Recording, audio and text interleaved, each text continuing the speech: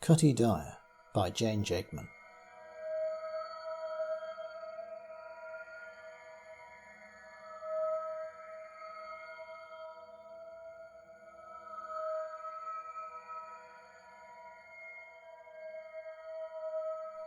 He started to run, but the soft thudding behind him speeded up, and there came the shouting he dreaded. It had followed him before, but the rage in it was growing, an anger he didn't understand. "Run, run, soft, Bobby. Yeah, soft as shit." More than one of them, certainly, and as he neared the rise up the arch of the bridge, he could hear them panting. He slowed down, hopelessly, and there were hard hands shoving him off balance and forcing him backwards against the sharp parapet. 3 of them, one on either side and Charlie Lambrick in the middle, forcing him over, pushing, and then suddenly he was dangling with his head down and their hands hanging onto his legs. "Give him to old Cutty," yelled Charlie. "Yeah, let Cutty have a bite." Bobby was now well over the parapet. The stream was as dark as the winter afternoon at 4 o'clock. Looking down into it, he thought he saw a face under water, mouth in the ripples, sharp stony teeth sticking up out of the flood. But he had only a moment to fear these things as he slipped lower towards them and the top of his head went below the surface.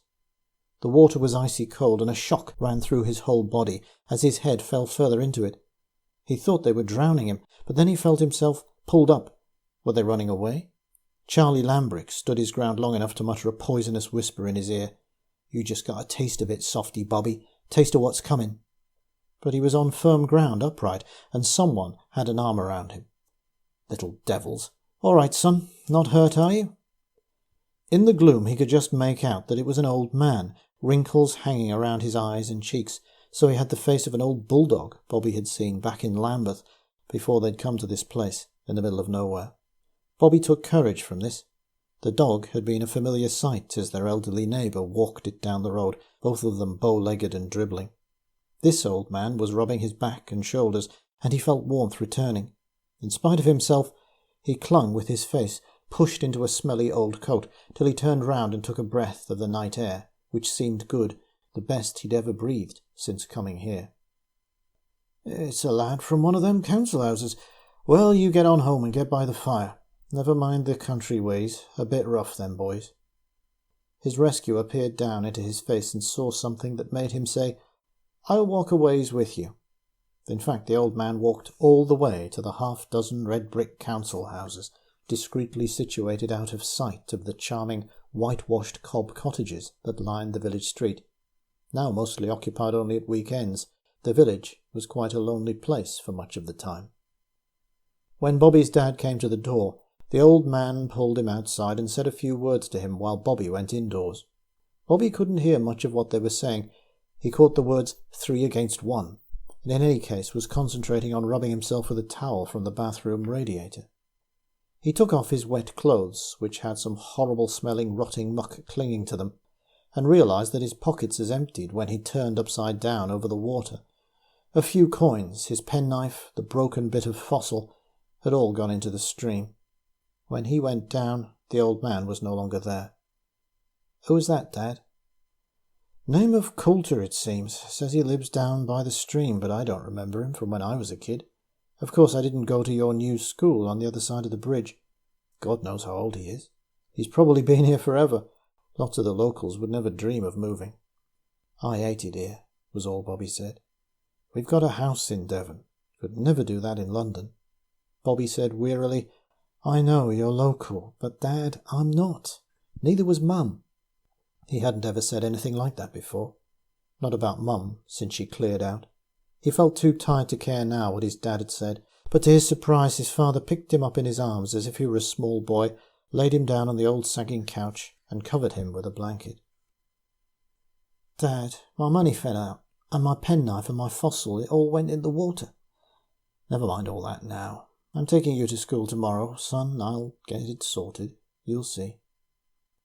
Bobby felt an enormous relief pouring through him, as if his muscles were all going slack and floppy, and his mind, and his eyelids. The next day Dad walked to school with him and then disappeared down the corridor. Something happened in the head teacher's room, because she came into assembly and talked about how everyone must welcome people. School was a little community, where they must take strangers in and look after them.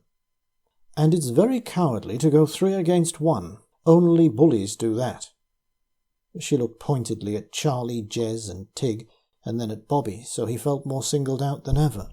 But it did do some good, because there were no more nail pinches or jabbing under the desk, and they left his books alone instead of tearing out pages.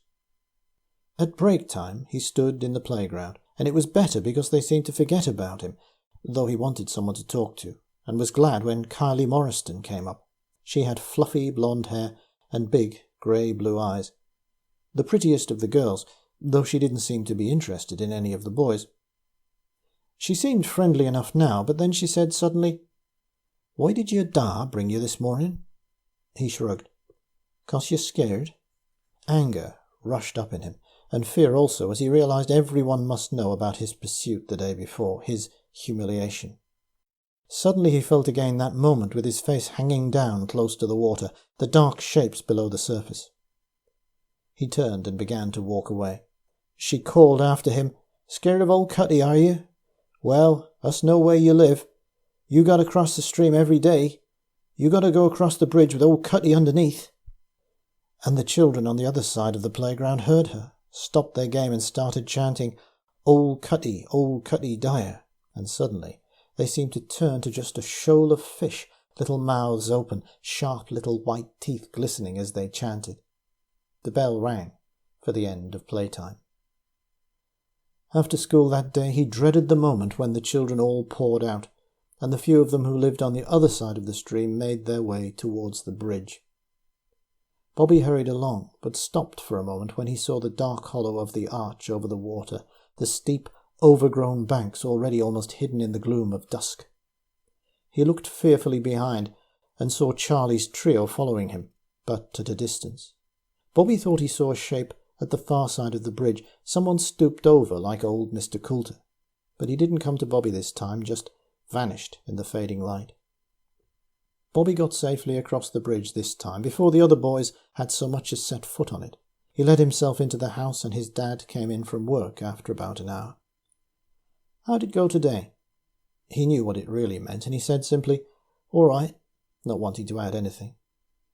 But a little later, as they were eating their dinner, he remembered Kylie and the chanting. "Dad, what's Cutty?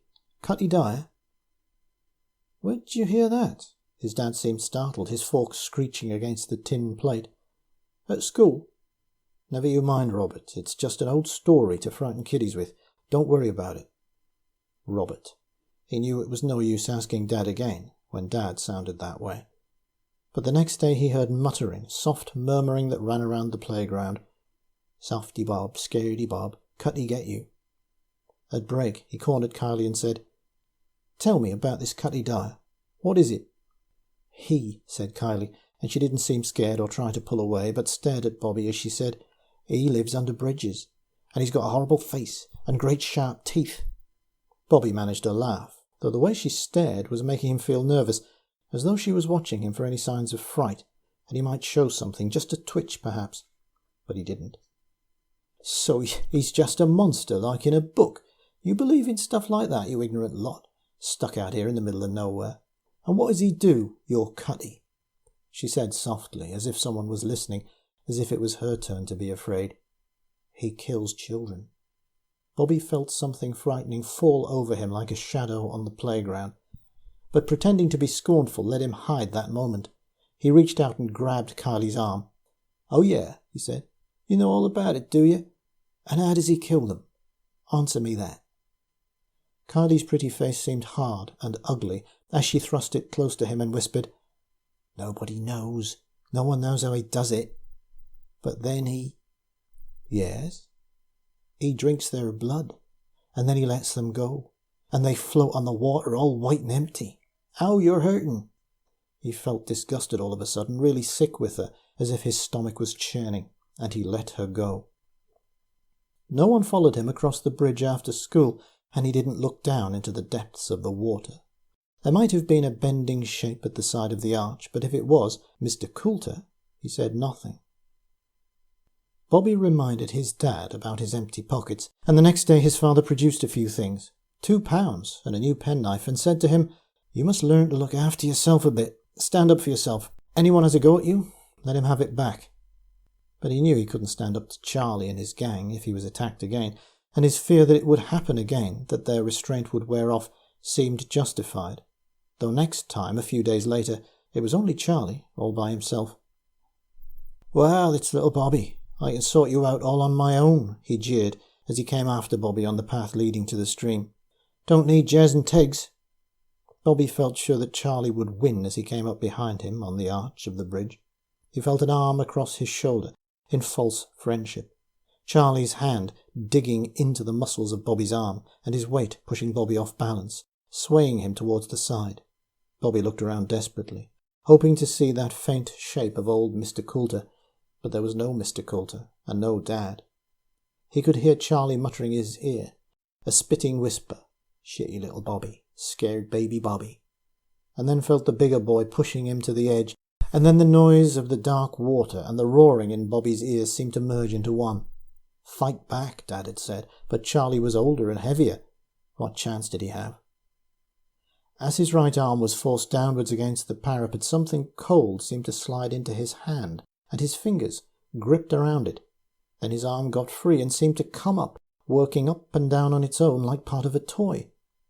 He and the heavy weight of Charlie Lambrick slid over the parapet together into the cold water, which shocked him into pulling away from Charlie a little. But he was aware that his arm seemed to be driving back and forth still, thrusting out with all its strength against a sucking target. Bobby climbed out of the stream, struggling up the bank. He looked down and saw his fingers still holding something wet and shining, and slowly, through the weeds and the mud their bodies had stirred up, there rose Charlie Lambrick. First his chest, and then his face, then his arms and legs came trailing just below the surface. The water seemed to swirl around him, and his body jerked about as if something was grabbing him from underneath, the way a big fish pushes something about when it takes a bite.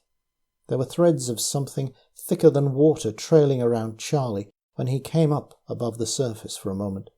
Bobby, struggling to stand at the side of the stream, saw Charlie's face all white with red trails before his whole body slid under the water completely.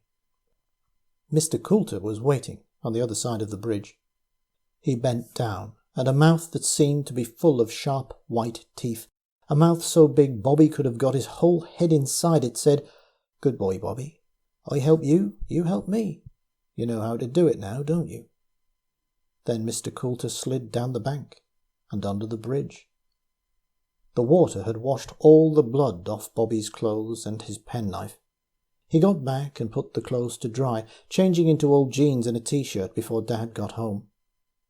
His father looked at him carefully, as if wondering if something had happened. Bobby said, "It's okay, Dad. I'm fighting back, like you said." Yes, he knew how to do it now. One at a time, that was how to get them. "Good boy, Bobby," he said to himself, just like Mr. Coulter had. And he felt, well, good. He would help Mr. Coulter again.